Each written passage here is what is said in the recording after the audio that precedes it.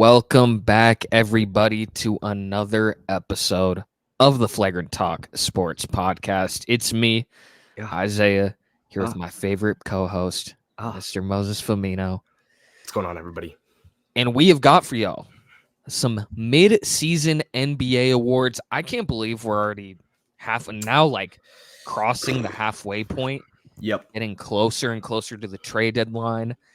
It's pretty crazy. This year has been awesome. Yep. Couple big trades this past week. Yes. Yeah. Past week and two.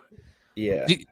I mean, low key, Mo, real quick before we start this video, let me explain the video first, and then I'd love to hear your thoughts on the Siakam deal. Mm-hmm. This video is midseason awards. So we got team awards, we got player awards. We're highlighting, different people, some disappointments. Some teams that have really impressed us, some teams that are kind of sleepy that have caught our eyes. As always, we don't know each other's list, so we're going to be saying it on the spot. But yeah, that's what we got. Mo, anything to add? I don't believe so. I'm excited for your question. Yes. So for those of you who have been living under a rock, Pascal Siakam of the Toronto Raptors was traded to the Indiana Pacers, and this is off the top of my head, in a deal that includes 3 first-round picks, 2 first-round picks that will be this year, that will be late. I believe it's Clips and Nuggets. It's Clips and another team, and then a 2026 unprotected Pacers pick, and then Bruce Brown, who is playing for the team, and Jordan Nwora. And then Kyra Lewis. The Pelicans threw Kyra Lewis in to get underneath the cap threshold for cash considerations. Yep. They don't disclose the amount, but Kyra Lewis is on the Raptors now as well. But a pretty big move. Siakam has been rumored to be traded now for a long time. So what do you think about it, Mo? Do you think this elevates the Pacers in the Eastern Conference? Do you like the deal for the Raptors? What are your kind of thoughts on the move? I really like what the Pacers are doing. I also really like what the Raptors are doing. Mm-hmm. I obviously feel like they should have gotten a better player. Yeah. Ultimately for Pascal, but Bruce Brown's solid, NBA champion, knows what it takes. But Pascal is one of those guys that can give you a double-double every game, add a couple assists here and there, solid defense, man. I don't know if I would say the Raptors lost, but with their trade with the Knicks as well factored in, I think it's pretty even split for all the teams. I feel like all the teams got what they wanted. Mm-hmm. And I would say it elevates the Pacers, not above the Bucks or the Celtics, but I could see them going at it with the Sixers, man, for the 3. I'm not gonna lie. Wow. Okay. I could see them going at it now for the 3 spot in the East. Yeah. But what do you got for me? So I think I like that you brought up the OG trade, because the way I kind of look at these two is like the Anunoby trade. They got immediate players that they can build around Scotty. So you got Emmanuel Quickly, you got Star J, and you can toss them into your starting lineup and build a fully now around Scotty Barnes. Where the Siakam deal was acquiring some draft capital. Bruce Brown, who I believe he's either got a team or a player option next year. I'm not 100% sure, but I know when he signed with the Pacers, it was 2 years, and this year was the only one that was guaranteed. Yep. So I like it for the Pacers. Like you said, it doesn't put them above the Celtics, Bucks. I don't know about the Sixers. I don't think the Heat. Yeah. The Knicks, shaky. I don't quite know what it doesn't put them in the upper echelon of teams. However, they desperately needed another. I think they were the only team in the league that didn't have 2 20-point per game scorers on their roster, because it was Tyrese, and then they just kind of had a crop of guys, where Siakam is a guy every night is giving you 20. Yeah. He's going to do that for you. I think he fits into their play style really well because their tempo is move, move, move, go, go, go. And they fully committed to the offensive end this year. But I don't love the draft picks the Raptors got back. Like, I think they kind of funneled themselves into a corner by waiting so long to trade him that they kind of just had to take the offer instead of letting him walk. And so it's a decent haul back, but I like the move for the Pacers long term if 100%. you can extend Siakam, and that remains to be seen. So we'll see, but I'm just glad there was some movement there. Yeah, for sure. A little bit of what's the word I'm looking for? A little change up in the league. Always good. He needed to. And I'm so glad the Raptors finally have Scottie as their centerpiece, because now you can really build around him. No Siakam in mind, no G in mind. Just kind of go with him quickly, RJ, some of those other guys, and move forward. So I mean, I like that starting lineup for the Raptors. It's I do too. It's fun. It's solid. It's a direction. We talked about it a lot in the offseason. They were a team without a direction, and they're kind of starting to find one a little bit. So I will always commend a team for finally making a move to be like, hey, there needs to be a change. They've needed to make one, and now they're finally in a spot where it's like, hey, you got some more draft capital. You add quickly, RJ. Let's go now. Let's retool. So for sure. Yeah. I love a little intro into our main vid, but let's jump on into it now. Starting off with our best team so far, midway through the season. Zay, I'm gonna let you start it off because my pick, people might be upset at me, but I don't care. Hey, I love it. I love it. So this is one, when we were doing this video at the time and I was kind of filling this out, I had the Celtics as the team. After seeing their loss to Denver, though, and the 40-point loss at the hands of the Bucks, I'm going to give it to Denver. And I feel like as an analyst now, my kind of saying at this point is until you show me otherwise. And that can be a good thing. It can be a bad thing. As for a team like the Cowboys, sorry, Cowboys fans, until you show me you can be something in the playoffs, I don't take you seriously. As for the Nuggets, until you show me you are not the best team in basketball, until you can't beat the Celtics, until you can't beat some of those teams, in my eyes, you are the best team in basketball. And they may not be number one in the standings. They may not have the best record, but they're kind of in a spot where they can go on a bit of cruise control this year because they already won their chip. And then they go into this playoffs and they're like, guess what? West is still ours. Go time. Yep. So I've got the Denver Nuggets for this one, probably followed by the Celtics as the two. What do you got? We're flipped. Yeah. I have Boston at 1. 20-1 at home is just absolutely insane. The contributions from the new guys have been so valuable. We nearly beat the Nuggets with our two best players playing not like themselves. Yeah. Couple shots away from beating the Nuggets. So I respect the Nuggets pick. They're the champions. They've earned it. But I'm gonna be a homer. Yeah. Go with the Boston Celtics, man. And I don't it doesn't make you a homer to pick the Celtics here, because you know, I'm also a Celtics fan, but they are, I mean, that top six in their rotation, and they've got some good guys outside of it, obviously, with Hauser and Pritchard. Cornette has had some good times. Kata has had some good times. Like, they're kind of shoring up that lineup come playoff time. But, dude, a starting five of Holiday, White, Brown, Tatum, Porzingis, with Horford coming in as your sixth man, and then you can run double bigs, you can run double guards, you can sit Porzingis and Idal and keep the 3-point shooting from a big man. Like, that is going to be a very tough team to beat 4 times. Yeah. And to have to beat likely in Boston a time or two in a series. Yeah. I don't think you're crazy to have the Celtics here either. I appreciate it. Yeah. It's a good debate. I don't think there's a right answer for this one. No. There's a couple teams you can pick from here. Totally. But, jumping over to our most surprising team. Mm-hmm. Zay, I'm gonna start us off if you don't mind. Please. It is the Minnesota Timberwolves. 1 seed in the West.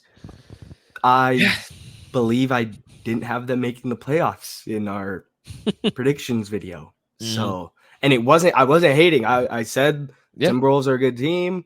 I thought the West was going to be better than it has been this year. Mm-hmm. I just didn't think they were. I just didn't think they were going to make it in, and they have 100% proved me wrong. And Anthony Edwards has taken that leap to superstar, not regular player, upcoming young guy. He's a superstar. This season has proved it. Cat and Rudy are kind of getting figured out a little bit. We thought it was going to be shaky. Because it was last year, but those two and sixth man Naz Reid, another bit like the triple big is kind of crazy, but it's working. So the Timberwolves are who I got, Zay. Yeah, I cheated. I put 2 teams, but the first team I put was the Timberwolves in there. They were my number 1. They were the team where, if I'm going to hand it out, because as to everything you said, I had them, I think, as like a 9 seed, 8 seed, where I was like, okay, Ant is so exciting. He's the future of the team. Cat is an all-star caliber player. But I didn't expect the team to take this leap. Like, you're not just in the top 6, like out of the play-in. You're the team to beat in the West. And I get it super close, and who knows, by the time this video's up in 24 hours, it could be totally different. But this Timberwolves team looks so good. And the other team I put here was the Oklahoma City Thunder. I expected the Thunder to be good. I expected Shea to play at an MVP level. I didn't think they'd be this good at this point in their young careers. Like, with Mark Daigneault being young still, like it's so reminiscent of the early 2010s Thunder with Harden, with Durant, with Westbrook, like Ibaka, all those guys. This Thunder team gives that same energy in terms of their youth. I agree. Yeah. So I'm gonna put a little asterisk in for now, but I agree. Oh, we'll come back to that asterisk. Okay. I'm excited. So I cheated a little bit here, but those are the two where they're 1 and 2 in the West, and I'm surprised that both of them are 1 and 2. So yeah, they were. I might have had the Thunder. They were either 10 or 11 too for my list. So I didn't expect a leap this big, but here we are, and they're playing some great basketball. Crazy, winning big games. It's not like they're just beating up on scrubs and losing to. They're cooking everyone. They can beat anyone on every game night. So that is the thing too. And with Shea, like, you were definitely more bullish on him than me. I didn't think that he would be this guy where he can go 1v1 with any team's best star, with Jokic, with Tatum, with Luka, with a Giannis. Like, he can match their output any given night. And that's what, makes him a superstar. So 100%. Makes all those guys around him that much better. So Totally. Yep. Yeah. All righty. On to our next category. Our most confusing team. Yeah. I had a couple teams vying for this spot, but once we finalized the list for our video, made a couple finalizations, swapped it around. Zay, what you got for me? I've got the Brooklyn Nets. Wow. It's when I was thinking of this, it's a team that, I don't think should be, when we went into the season, I think they were like a 6 or 7 seed to me.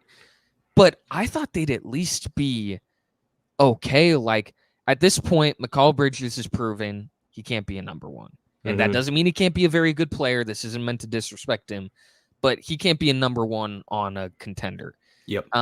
Nicholas Claxton hasn't taken that big leap that I expected him to take after that massive payday from the Nets. Like Dorian Finney-Smith is a really good role player. Cam Thomas is so weird in their lineup because some games he looks like the team's future, and a couple nights ago he got like 15 minutes. It makes no sense the way he fluctuates in and out of their lineup. Cam Johnson is okay. And they're weird because they don't have their own first, so they don't have an incentive to tank, but they're also not good enough to do anything. Yeah. So they're just kind of a weird middling team that has good players, but isn't willing to sell. So yeah, I've got the Brooklyn Nets here, Mo. What do you got, though? My most confusing team is out west. Oh. It is the Los Angeles Lakers. Good pick. This team should not be the 10th seed in the Western Conference right now. No. LeBron James is still an all-star at 39 years of age. Anthony Davis has stayed fairly healthy this year compared to most seasons. Yeah. They've had some injuries to role guys here and there that obviously every team has to get through, but it's just been an odd year. Lots of fans calling for Darvin Ham to get fired early on when they were really struggling, which I won't say if I agree or disagree, but it's an interesting topic to discuss. Yeah. I don't know what this team is, because they should definitely be in the playoffs. They should definitely be a competing team in the West with LeBron and AD and D'Angelo and all the guys, Austin Reeves, all the guys they got. It just has not clicked. I thought Gabe Vincent was going to come in and be big for them. He's not been the Gabe Vincent we saw last year. So I don't know what this team needs to do. They've been in LinkedIn talks for Zach LaVine and DeJounte Murray, and I still don't know if sending a random trade is going to fix everything that's going on. So that's what I got for the Lakers. I don't know what they do here, man. No, I agree with you. We're in this just like weird spot because Anthony Davis is playing amazing. LeBron is playing, amazing at 39. He's an all NBA player, still a top 10 player in the league. But at the same time, like, those outside guys this team as is not a contender. They're not. And they should be. So, in terms of the West, like, there's a good crop of teams I'm taking over them. Yeah. And that's should not be the case with a 100%. Team that has Bron and AD playing this well. 100%. Yeah. That's a good pick. Thanks, man. Yeah. Jumping over to our most disappointing team. Yeah. Zam, start us off because I'm staying out west, similar region. Yeah. I got the Golden State Warriors. Yep. Obviously, there's the whole Draymond debacle this year that made it interesting, obviously. Probably inside the locker room, kind of hard to stay focused with all that going on. But they still have Steph Curry. They still have Klay Thompson, Andrew Wiggins. They still have the same guys. It has just been awful. Yep. It has just been awful basketball. I don't really know what to say for the Warriors, man. It's 12 seed in the West right now. Just like, it's bad. It's bad. Yeah. That is the same pick as me. They're just a team, man, where like, and the big problem, a lot of this blame falls on the team's unwillingness to develop their young talent / trade it.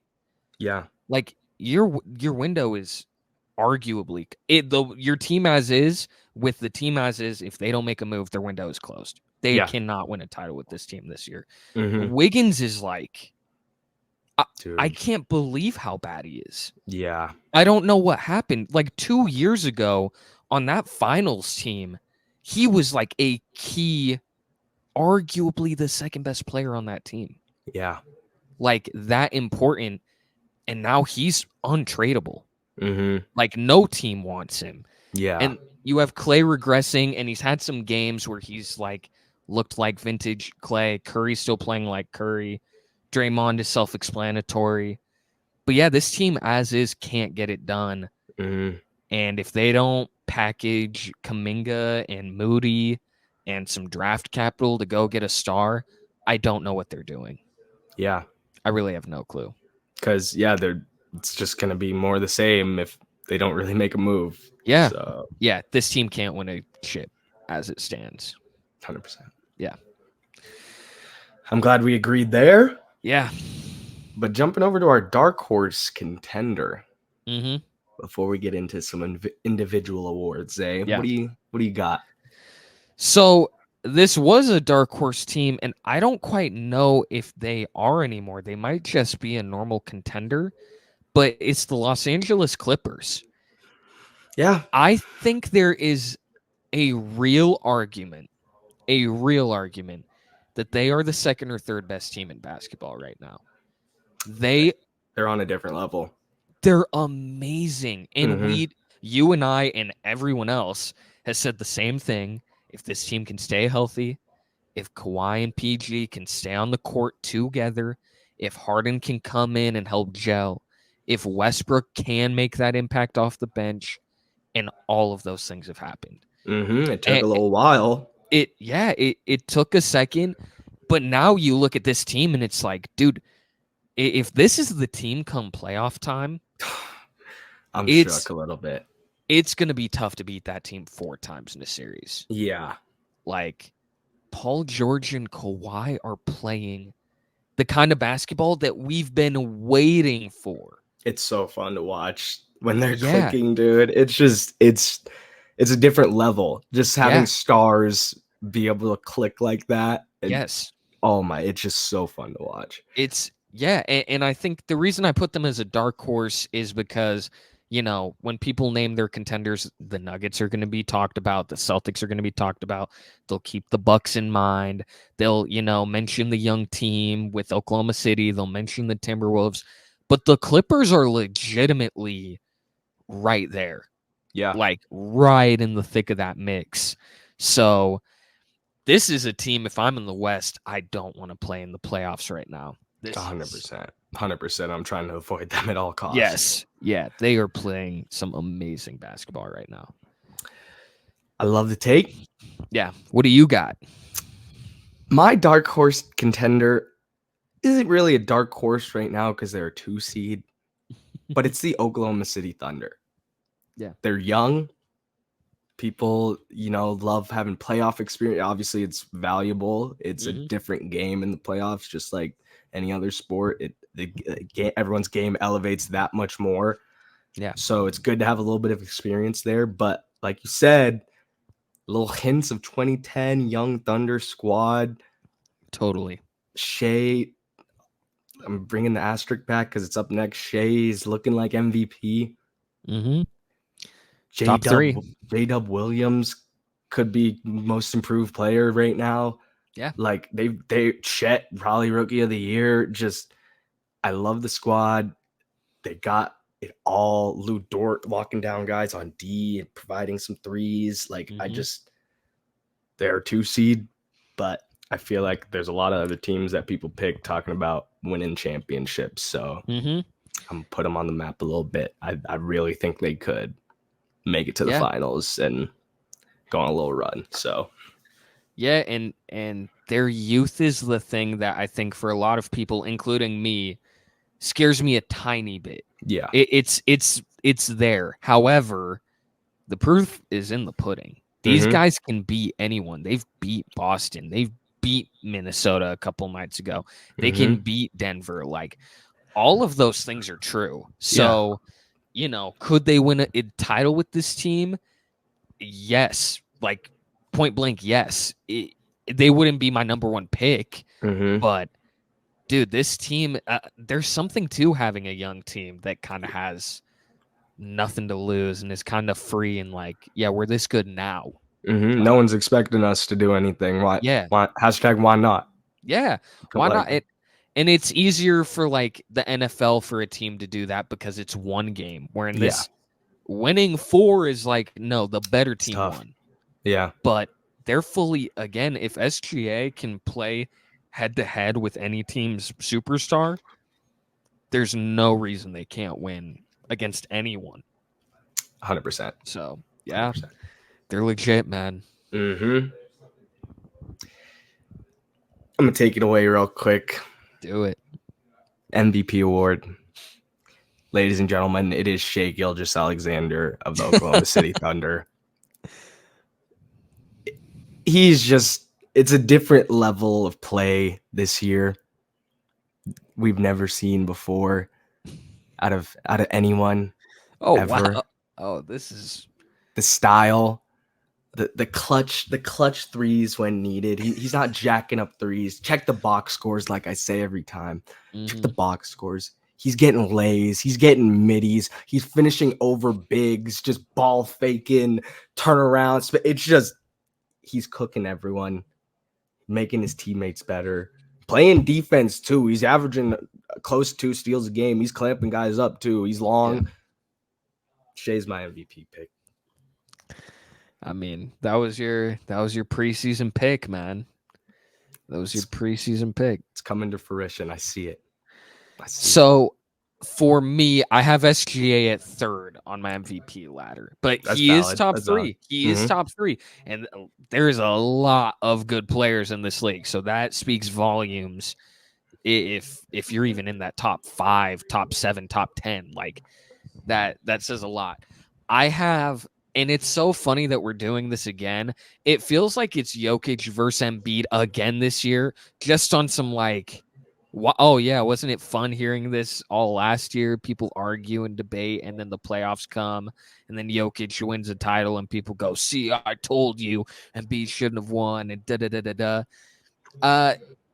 But my pick is Jokic, and for me, he's still playing the exact same level of basketball that he's been playing, and I feel like people, discount it in part because he's just consistently doing this. Yeah. Like, he's put the bar so high that seeing him put up a 30-point triple-double with 12 dimes and 14 boards, it's not exciting because it's like, oh, yeah, look. Like, dude, that's actually, yeah, it's so crazy. Like, where if most players do that, it's like, oh, my God, like, that is insane. Yeah. So, yeah, Jokic is my pick. I'd put Embiid at 2, and then I'd have SGA 3. Then it kind of goes into the Tatum, Luka guy category. But yeah, man, it's going to be a close race. For sure. Bringing up your triple-double point real quick, it's kind of like Russ when he averaged it, bro. It was just like, exactly. He's doing this every night. Like, yeah, it's kind of the norm now. And people don't realize that is not normal. Like, that is, No, a big man being able to distribute the ball at the level of Jokic is not normal. He's the greatest passing big of all time. Like, I think you're right. You're right. Yeah. It's one of those things that, like, we take for granted simply because he just does it every night. Mm-hmm. But yeah, until I see otherwise, I'm going with him. I know Embiid fans are going to push the Embiid agenda. That's fine, but I'm picking Jokic. So I love it. I love it. That's what we got, baby. All right. Western Conference boys out there. Uh-huh. Uh-huh. Hopping over to our most improved player award. Mm-hmm. Zay, take it away. Who you got? This award is weird for me because I don't really know what it means anymore. Yeah. But I guess my measure is like the way I evaluate it is what player took a leap from either good to really great or from great to like all-star superstar. And that to me is Philadelphia 76ers guard Tyrese Maxey. I second that motion. Yeah, he went from, man, this is a really good third option to there's nights where he's the one. Mm-hmm. And it's not because Embiid plays poorly. It's because Maxey puts up 40 or he puts up these super dominant games where it's like teams have got to double team him. Teams have got to like prioritize him in the way they have to Embiid. Mm-hmm. And Maxey's just elevated his play to a level that is incredible. Yeah. So yeah, I'm very impressed with Maxey, and he's my most improved player, even though this award has kind of become weird a little bit. I don't really know what it means anymore, but I've got Maxey in there. Sounds like you have the same. Yep, I agree. He has just taken that step up into, it's not just the Joel Embiid show, it's the Embiid and Maxey show. Yes. Just little stats here. Obviously, we're only midway through the season, nothing's finalized, but so far, 6 points per game more each game, 3 assists more each game. Yeah. That was one thing for me because he's facilitating now more too. The double teams, he's finding his open teammates, he's finding the shooters. Like it's not just a scoring standpoint, it's everything. Offensively, defensively, he's just taking that step, and I believe he has earned this award so far. So yeah, he's been amazing, man. So impressive. So I can't say enough good things about Maxey. He's one of my favorite players in the league. Yeah, I love Maxey. I fuck with Maxey. Yeah. Jumping over the 2-man award. Yep, there's a 2-man race for this one. Yeah. I would love to hear you first on this. So people might think I'm like really into the Thunder because I've had them in a lot of categories so far in this video, but I'm going to it again. I'm going with Chet Holmgren. I did not expect for him to be as good as he is this year. Some might say him getting injured the first year was a blessing in disguise. Gave him another year to develop, see what's happening in the league, see how the work ethic works in the league, see how you have to really grind to be a good NBA player. And he got all that experience, and he has just come out this year and blown me away, mainly on the defensive end. I know what he could do offensively. Yeah. He's a 7 foot with guard abilities. But defensively, I thought he was going to get bodied. He's been holding his own. He's been a very good rim protector. He's been solid, more solid than I expected. So I'm going with Chet for my rookie of the year, Zay. Real quick to show Chet some love, 2.5 blocks a game. Incredible. All of those people who don't watch basketball, all of those casual fans who saw his frame and said, man, he's not going to wait until this guy comes in and tries to score on him. 2.5 blocks a game. In the summer, and he broke his foot. He's weak. He's weak. He can't do that. Yeah. Do you say those same things now? Because he looks pretty incredible on a top 3 to 5 team in the league. He's the second option, second or third every given night. Can score the ball. His confidence is incredible. He can play make. He does everything at a high level. My pick, though, and I'm so happy you picked Chet. This is my favorite thing to debate people on or to have a discussion on. I have Victor Wembanyama, and here's my reasoning. This award, to me, by a lot of people, has become who is the best rookie on the better team instead of who is the rookie of the year. Those are two different things. I wouldn't say Wembanyama is an all-star. I'd pick Chet over Wemby as all-star because Chet is on a better team, and that's how the league does it. Whether I agree with that or not is different, but that's how the league does it. Wembanyama every night is number 1 on every team's scouting report. Every team is prioritizing how do you stop Wembanyama? How do you minimize him? How do you stop him from being a menace defensively? He's putting up over 3 blocks a game. It's incredible. The people said the same thing about Wemby as Chet, where it's like, oh, he can't block it. Yes, he can. Wemby this season leads Chet in points. He leads him in rebounds. He leads him in assists. He leads him in steals. He leads him in blocks, and with 3 less minutes per game. So those are the stats. And again, stats don't say everything, but that is what it is. Chet is shooting the ball better. So Chet is absolutely doing that.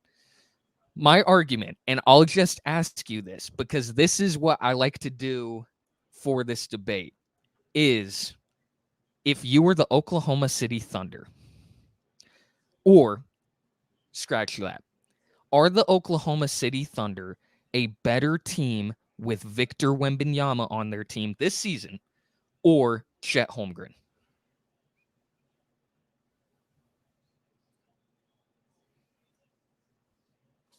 And it's a 2-man race. I really do not want this to seem like I'm talking down on Chet. He has played incredible. Mm-hmm.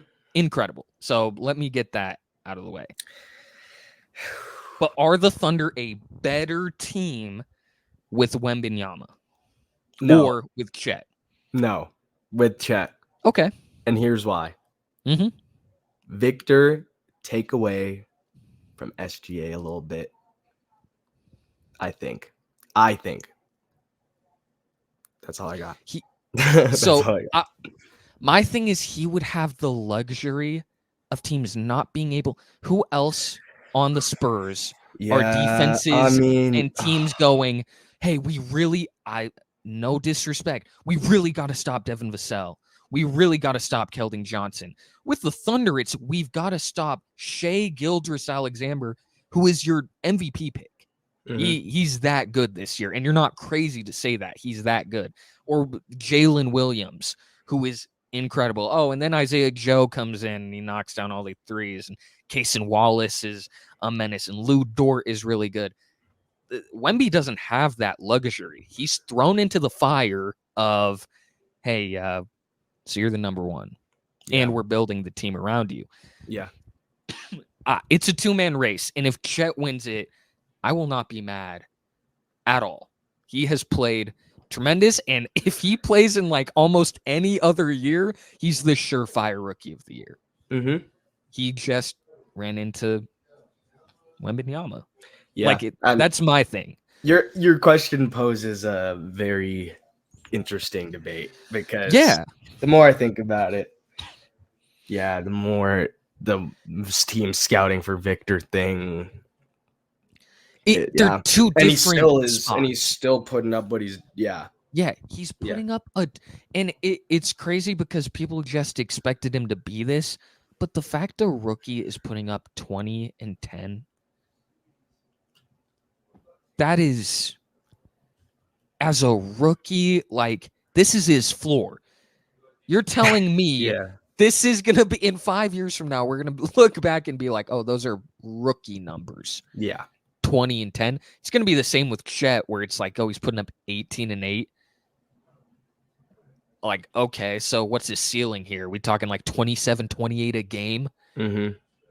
Like, they are the fun duo. I love seeing them play against each other. I'd probably go like 60-40 Wemby is where I sit.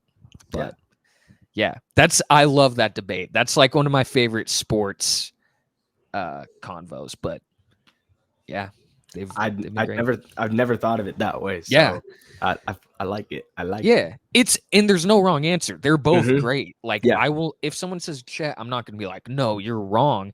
I personally am team Wemby. But shout out Jaime Jaquez. He's number 3. He's inevitably going to do things to my team in the playoffs, probably. So, Before I start thinking about that, jumping over to our last award. Yeah, nice. Coach of the Year. Here you go. Go ahead. If it's what I think it is. It's not. Oh. Actually, it's Chris Finch of the Minnesota Timberwolves. Nice. Okay. My most surprising team, same coach, is going to win Coach of the Year for me. Best record in the West. rallied all these guys together who, I mean, they have the talent we now see, but before the season, I didn't think the talent would blend, and he has mixed it together in a perfect NutriBullet, not sponsored. Yeah. But wow. Mo, that was dope. Sponsor us if you want. But yeah, I mean, if you'd like. I use your cup every day and make shakes. But yeah. No ad. Hashtag not an ad. No ad there. I wish I got paid to say that, but we do not. Well, that is my number 2. I've got the Oklahoma City Thunder. Ironically enough, that's what I was debating. The most surprising team. I didn't even piece that together till you said that, but it was Timberwolves Thunder. Yep. We got both of them. Mark Daigneault, for me, knew the Thunder would be a good team. I didn't think they'd be this good. He deserves a lot of credit for it. You listen to the guys talk about him, and they just love him. Like, yeah. Jalen Williams was sharing the story about, like, he saw him at, like, before the draft or combine and was, like, barking at him a little bit. He was at a workout, and he didn't know who this guy was, but he was, like, chirping him a little bit. Yeah, and Jalen started talking back. Yes, He didn't know it was his head coach. Yeah, and he's like, after the scrimmage thing, they're like, that was the Thunder head coach, right? And he was here. And apparently Mark really liked that out of him. He liked that he was, like, chirping back at him and like, hey, like, nah, that I'm a baller, bro. Like, you don't. Yeah, I'm standing on business. Yeah, I'm standing on business. So, I love that Thunder team. Timberwolves are also a great pick. I guess outside pick there is Missoula, but I really feel like it's a 2-man race. Yeah, in the West. A lot of 2-man races in the West. Yeah. Yes, dude. I need like a Wemby Chet 1v1 to settle it. They should do that at the All-Star game. Do 1v1s. Yes. Best of 21. Mm-hmm. We'll do a 3-game series. Yeah. And that'll determine it. And that way we don't have to have these debates. We can never have a debate ever again. Yep. No. Like, all right. It doesn't matter if they woke up that day feeling off, feeling whatever. Don't care. But no, that's it right there. Don't care. Yeah, exactly. So love it. Love it. Those are the awards, baby. That's what we got. Picks. Yep. We appreciate y'all for listening in per usual. Mm-hmm. Zay, you got anything else you want to add to? I got nothing. I guess shout out, like, real quick. I was gonna shout him out, but then I remembered what I read. Herb Jones of the New Orleans Pelicans is my guy. Herb, if you somehow see this, bro, I rock with you heavy. Now, I'm just saying, streets are saying the Pelicans are shopping you. If the Pelicans do that, bro, they are the dumbest organization in the league. And we're in a league with the Detroit Pistons and the Washington Wizards. I'm not kidding. I pray that isn't true, because that move, he's an all-defensive player. If he doesn't make all-defensive, oh my goodness, bro. Herb, I might be your number 1 defender right now, because I saw that and my jaw dropped. There's zero incentive. Mm-hmm. What are the Pelicans going to get back that is better for Herb now or going forward? It's idiotic. Mm-hmm. So, Herb, I rock with you, bro. I'm your defender. If you get traded, at least let it be to the Celtics or something. Because we'll take you. I got you. Bro. Welcome you with open arms, dude. Him and we don't know about. I don't know about playing time, but we'll make plenty. Sadly, Sam Hauser. Sadly, bro, you're. Can Herb shoot a little bit? Can Herb shoot a little bit? He can, but it's the clamps that really. Right. Yeah, him, White, Holiday, Porzingis might be enough for teams to rage quick. Yeah. So, bet. Anyways, Herb, if you ever want to be on, would happily talk to you. I'd love to learn more about you, Herb. I'd love to learn more. Yeah, he's the GOAT. So that's really all I got. Sounds good. And then, of course, the most important part of the day. Mo, what's the song of the pod, man? My song of the pod. Shout out Dylan putting me on. Mm-hmm. Little bit of a rager song, a little bit of a motivating song, gym song, some would say. One Call, Rich Amiri. Mm-hmm. He's talking, beats tough, headbanger, head bopper, Mm-hmm. head viber. That's all you need. Go tap in. Say what you got for the people. I have Skepta Ugh. with Love Me Not. The song is awesome. Sample on it's dope. If you've seen Saltburn, even though that movie is utter and complete gutter garbage, one of the worst things I've ever seen. But if you've seen Saltburn, it samples the song that's all over TikTok from it. So, and it's dope. It's really cool. Skepta's sick. The hook is dope. And Skepta's dropping a new album soon, so I'm excited. Skepta. All right. So, I was about. Okay, we got it. All right. Thank you, everyone. Oh no! All right. Well, thank you, everyone, for joining us on today's video. Yup. We appreciate it. Mm-hmm. Like, share, comment. Tell us if we missed any one of your guys or anyone of your teams that we didn't represent. Mm-hmm. I already know a comment's going to be coming. I'm not going to say his name, but I have a feeling because I just realized we didn't mention his squad. So I'm sorry for that. But I know it's coming. I mean, where do they fit? Because there wasn't really anywhere to fit because they're underachieving a little bit, man. Are we talking about the Kings? So, Sorry, Cal. Sorry, Cal. Okay, so Cal, real quick, since you comment on everything, you deserve the time. You deserve the time. You're commenting on everything, Cal. Okay, so here's my thing with the Kings.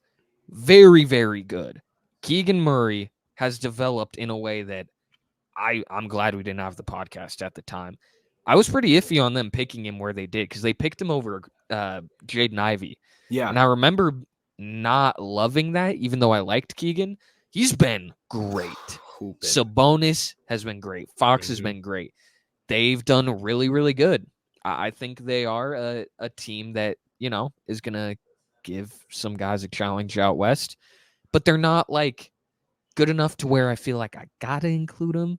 And they're definitely not bad enough to include in, the negative stuff. Capacity. Yeah, for sure. So that's why the Kings aren't in there. But what I say sometimes, no news is good news. Exactly. It's not bad. It's not. We're not trying to disrespect, but no news is good news. I almost made it through this whole video, but listen, it's at the end. If you stuck around, you deserve to hear it, I guess. Atlanta Hawks, y'all are lucky, bro, because I was about to put belt to ass with this team. I'm not kidding, bro. What are y'all doing, bro? Dude, y'all? Yeah. Talk about disappointing. I would have loved to have Sadiq Bey.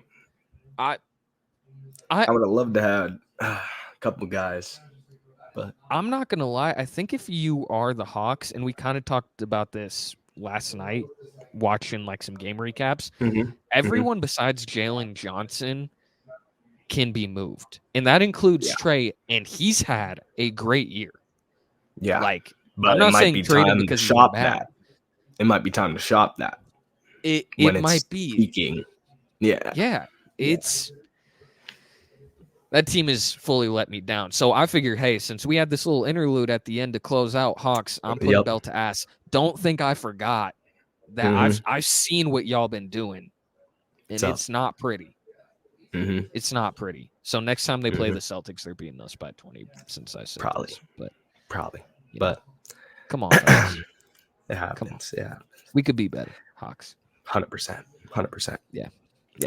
All right. Well, I guess now we can wrap it up. Thank you for tuning in. Let us know your things, comment, subscribe, all that fun stuff. And we'll be talking about some playoffs in the NFL some more in our next video. Hey, send it. Faux on the picks. Come on. Easy. That's some Wendy's that I was on. So, Yep. All right. Let's wrap this up, man. All right, y'all. We're just rambling, bro. I love it though. This is our platform, bro. We can do whatever we want. We put out what we want. Yeah, close it. All right. We'll see y'all next time. See y'all. We love you. We thank you. Later, everyone. Later.